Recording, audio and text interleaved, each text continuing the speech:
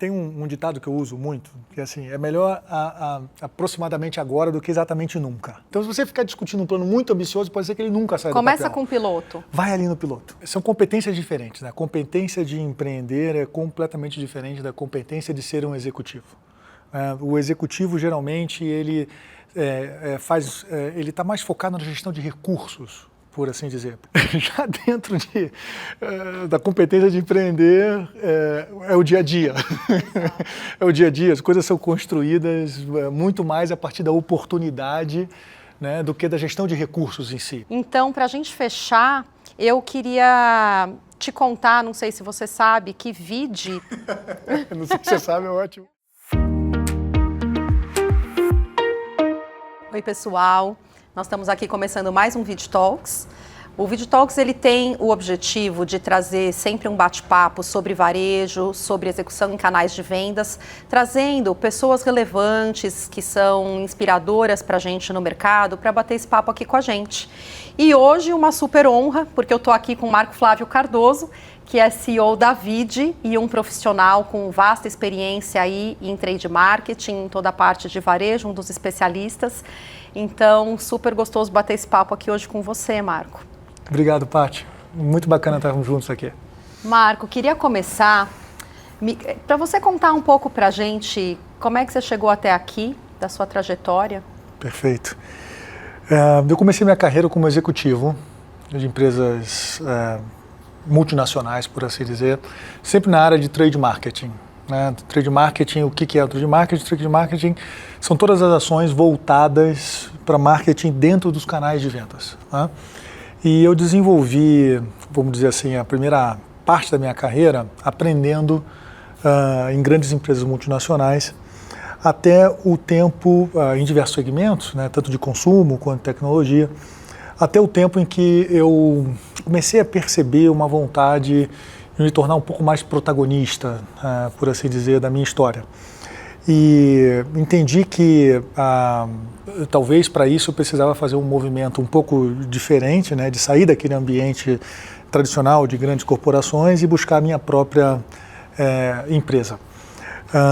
E foi daí que, há 15 anos atrás, eu escolhi montar a Vidi, em que ela bebe muito dessa fonte da experiência que eu tive como executivo dentro dessa área de trade marketing, e a gente veio construindo ao longo do tempo, hoje uma empresa que já tem aí uma certa notoriedade no mercado, avaliando a execução das marcas nos canais de vendas e a oferta de produtos e serviços e o atendimento de para grandes empresas. Então, uma trajetória já de 30 anos profissional, em que 15 deles eu aprendi bastante dentro Sim. de grandes corporações e há 15 anos aprendendo também bastante, mas trazendo muito dessa propriedade do meu ciclo anterior. O que você trouxe aí dessa sua experiência na liderança de trade marketing mesmo, de empresa sentando do lado do cliente, O que isso contribuiu e o que você traz disso para a Vidi? São competências diferentes. A competência de empreender é completamente diferente da competência de ser um executivo. O executivo, geralmente, ele está mais focado na gestão de recursos, por assim dizer, porque as empresas elas descem os seus orçamentos e aqueles orçamentos e aquelas atividades e aqueles planejamentos estratégicos precisam ser cumpridos de acordo com esses guidelines que vieram uma vez por ano e são estabelecidos pelos comitês, etc. Já dentro da competência de empreender, é o dia a dia. Exato. É o dia a dia, as coisas são construídas muito mais a partir da oportunidade do que da gestão de recursos em si. A oportunidade, ela está lá e aí você vai manifestando ela conforme ela vai acontecendo. Então é muito mais E não tem certo, errado, melhor ou pior, ou seja, são coisas complementares. Eu acho que hoje os profissionais que tanto têm esse senso de olhar para a oportunidade, né? Ou seja, menos planejamento, mais rapidez, mais velocidade para a execução, e aqueles que também são capazes de planejar, de seguir o plano de acordo, aqueles que combinam essas duas competências são aqueles que têm mais chance de serem bem posicionados no mercado. Então, eu tive essa sorte, né, de tanto aprender a planejar de um lado, mas agora também, já com 15 anos, aprender a fazer as coisas de um jeito que dê condições de ser sustentável no longo prazo mais rápido. Estou achando muito legal porque estou aqui curiosa sobre 2 aspectos, né? Tem todo esse lado do especialista que você é em trade marketing no mercado, mas tem um lado ainda que eu quero te fazer mais uma pergunta, que é o empreendedor Marco Flávio. Você teve um sonho assim, vou protagonizar, vou criar a minha empresa. E a partir daí, o que você acha que foram os elementos-chave, assim? Se você puder me falar 3 coisas para a gente simplificar, para que esse sonho chegasse até aqui, com 15 anos, com uma carteira enorme de clientes, o que foi importante para que isso acontecesse? Excelente pergunta, Paty, assim, porque 15 anos foram assim. Quando eu vi, aconteceram, né? E eu acho que esse senso de protagonismo, né, é o principal deles, assim, essa vontade de fazer as coisas acontecerem, né, de você olhar para o risco, de você olhar para o medo e ele ser um elemento que te energiza e não te paralisa, né? Eu acho que muitos dos empreendedores de sucesso, eles conseguiram reverter essa lógica de que o medo é um efeito paralisador e sim um impulsionador para você alcançar mais longe. Sim. Então eu acho que isso tem a ver com protagonismo, a vontade de você entender que você quer ver a vida de verdade passando na sua frente ali, né? E não só você ser um espectador dessa história. E além disso, eu acho que eu nunca digo que se trata também de competência, né? Mas você atuar dentro da área que você conhece é um facilitador, porque você tem condições, uma vez sendo empreendedor e você tem que estar olhando as oportunidades e você precisa ser rápido porque a carreira de empreendedor, a lógica é de que ela vai dar errado, né? Ou seja, especialmente num país como o nosso, onde a maioria das empresas morre muito cedo. Então, se você faz algo dentro de um contexto do teu conhecimento, isso também te ajuda a poder tomar decisões mais rápidas, porque você já tem estabelecido lá um conhecimento a respeito daquilo que faz com que você consiga caminhar mais rápido, dê mais chance para o seu sucesso, né? E o terceiro elemento que eu traria nessa coisa é ter me cercado de pessoas maravilhosas, incríveis, que me inspiraram, me subsidiaram, me apoiaram para que tudo isso acontecesse, né? A Vidi hoje está longe de ser uma empresa do Marco Flávio. Ela é uma empresa de todas as pessoas que hoje estão lá e que passaram lá, e com todos os terceiros também que fizeram parte desse ecossistema. Sem eles a gente não teria conseguido. Cada contribuição foi importante para isso. Então, e algo que muito me orgulha, porque uma das coisas que eu gostaria nesse processo de tomar a decisão era não ser um eu-empreendedor, né? Ser um empreendedor, né? E o empreendedor tem a ver com você construir as coisas com os outros, para os outros, e eu acho que a empresa hoje não ser personificada em mim, e sim ela está dentro desse contexto mais amplo, é algo que me orgulha bastante. Muito bacana. Você acha que tem, não sei se tem, porque é tão na prática, né, que essas coisas vão acontecendo, mas acha que tem alguma coisa que você possa falar, assim, né, para quem estiver assistindo, que você fala, putz, acho que teve a ver essa minha característica aqui, esse meu jeitão aqui, nesse sentido de engajar as pessoas, porque a gente tem nossos sonhos, mas a gente tem uma galera que compra os nossos sonhos e esses sonhos passem a ser sonhos delas, é especial pra caramba, né? Então, tem alguma coisa aí? Eu tive sorte. Eu tive sorte de contar com pessoas que têm esse mesmo perfil,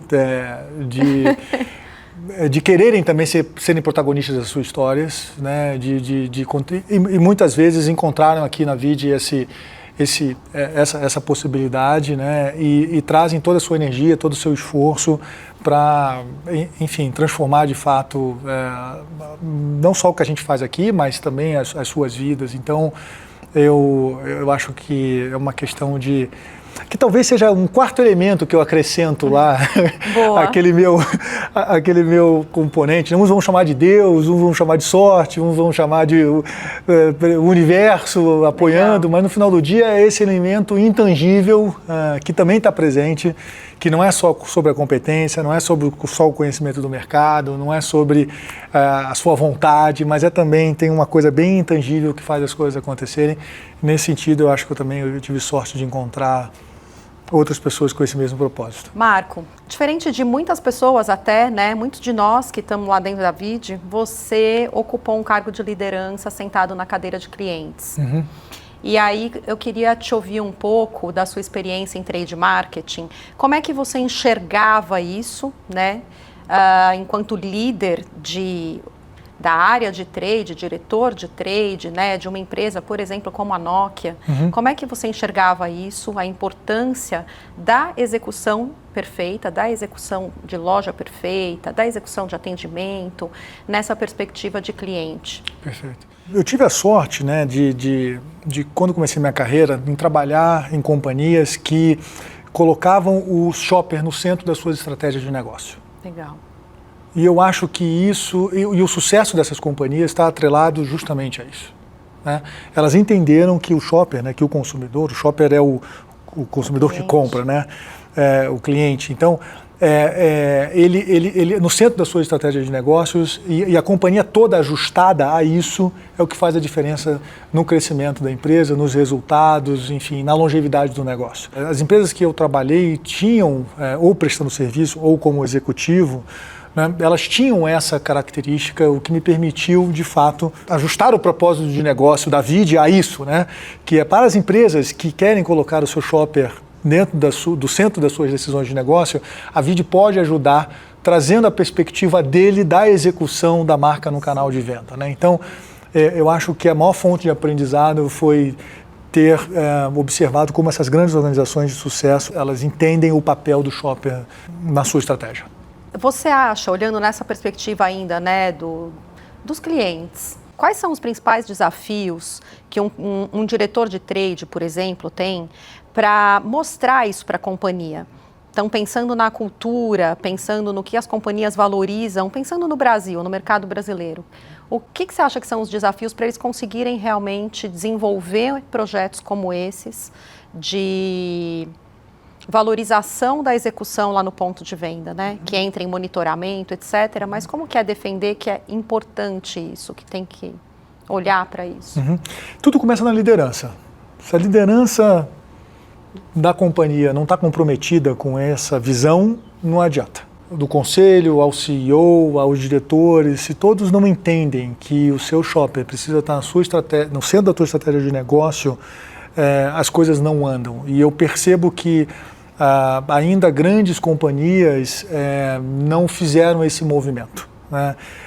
Eu costumo dizer que, apesar da gente lidar com CNPJs, né, por detrás do CNPJ tem um CPF que está tomando uma decisão. E se aquele CPF não está comprado naquela visão, o CNPJ não anda, né, na direção porque não há mobilização de toda a organização. Então, a partir do momento que a liderança compra essa visão e ela faz com que a organização de fato, que essa estratégia seja cascadeada para baixo, eu acho que todos se movimentam.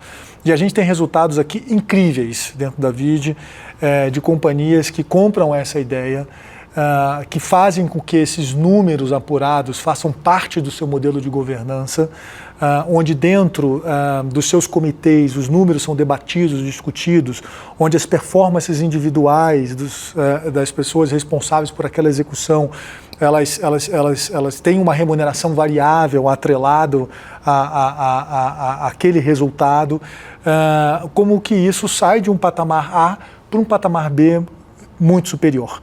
É óbvio que isso não acontece de um dia para a noite, né? mas é importante que o ponto de partida é isso, é a liderança, o top team da organização comprar e não fazer um trabalho de um homem só. Ou seja, só um diretor de trade marketing querendo impor o seu ponto de vista dentro de uma organização sobre a execução, não necessariamente vai levar ela para um outro patamar. Mas se isso está comprometido com a presidência, o conselho e todos os outros diretores, seguramente o ponteiro muda. Excelente. E você acha que tem, assim, para deixar uma dica para quem estiver assistindo a gente, alguma coisa, como você bem disse, né? Chegou um profissional lá que ele tem essa visão, mas uma andorinha não faz verão, e aí ele tem essa visão e não está conseguindo vender essa visão para a companhia. Tem alguma coisa que você possa dizer para ele, né? Dicas assim, cara, vai por aqui, por aqui, por aqui? Tem um ditado que eu uso muito, que assim, é melhor aproximadamente agora do que exatamente nunca. Tá? E o que isso significa? Começa pequeno. Né? Boa. Ou seja, muitas vezes o que a gente vê também são visões muito ambiciosas que fazem com que o trabalho para atingir aquela visão é tão grande que as pessoas acabam desistindo no meio do caminho. Mas se você dividir o problema assim, cara, vamos começar pequenininho. A organização não compra, né? De tão Exato, grande. de tão grande ela vai, cara, isso vai dar muito trabalho, eu não sei se o resultado vai ser bom, então vamos deixar essa ideia para depois. Né? Isso é muito comum. Então, eu acho que a melhor dica é melhor aproximadamente agora do que exatamente nunca. Então, se você ficar discutindo um plano muito ambicioso, pode ser que ele nunca saia do papel. Começa com o piloto. Vai ali no piloto, exato. Começa no piloto. Pega ali um grupo de lojas, pega ali uma regional, pega ali um ecossistema e provoca a discussão a partir dali. Porque isso geralmente as empresas têm orçamento, geralmente as empresas conseguem, enfim, separar algo que se der errado não vai trazer prejuízo algum, mas começa, mostra o caso. E aí, conforme você vai mostrando o caso, você vai angariando outras pessoas que vão comprando essas ideias, e aí quando você vê, é natural com que o programa atinja toda a organização. Mas, obviamente, que esse começar pequeno também tem que ter essa visão da liderança, né, maior, porque não pode necessariamente ser só uma visão, uma iniciativa isolada, porque ela acaba não conseguindo, há que ter pelo menos a intenção, né, nesse sentido. Então, começar pequeno, mas começar, e não ficar só desenhando uma visão, um plano que nunca sai do papel. Marco, eu podia ficar aqui até amanhã conversando com você. É uma delícia mesmo, Uma delícia. É muito bacana. Mas a gente vai caminhando para o nosso final, então, para a gente fechar, eu queria te contar, não sei se você sabe, que VID... Não sei se você sabe, é ótimo. Eu não sei se você sabe, Marco, que VID vem de ver e observar. E aí eu queria te perguntar, o que você acha que as empresas não estão vendo, mas deveriam ver, precisariam ver? Olha, eu acho que eu vou fechar com um ponto central da nossa conversa aqui, que eu gostaria que as empresas colocassem mais o seu shopper, o seu consumidor dentro das suas estratégias de negócio, para que elas pudessem produzir melhores resultados, né? Eu acho que, de uma maneira geral, não se trata de você sofisticar, mas se trata de você colocar pelo menos o básico, né? Ou seja, que é essa visão mais produtiva sobre a importância que esse shopper tem na sua estratégia e fazer com que toda a organização se movimente ao redor dele.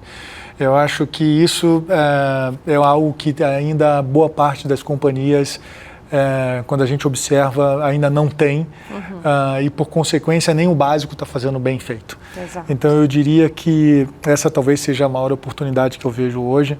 A despeito da gente estar trabalhando nesse mercado há 30 anos já, esse ainda continua sendo um tema de fazer o básico bem feito, a partir dessa realização da importância do shopper dentro, como centro da estratégia de negócio das grandes empresas. Bom, vou querer mais uma pergunta. É bônus? É bônus? Bônus, Porque vamos. você trouxe essa perspectiva e eu admiro muito, né, essa questão das pessoas. Então, acho que não é pouca coisa as pessoas comprarem o sonho da gente. E aí eu queria aproveitar a mesma inspiração aí do vídeo para te perguntar o que as pessoas também, dentro dessa perspectiva, né, de empreender, digamos assim, o que as pessoas não veem e que seria interessante se elas estivessem vendo? Uau! Uau!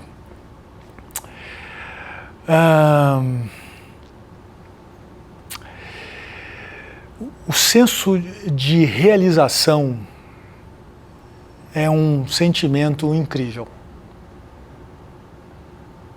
O senso de realização é um sentimento incrível. Já dizia Maslow, né?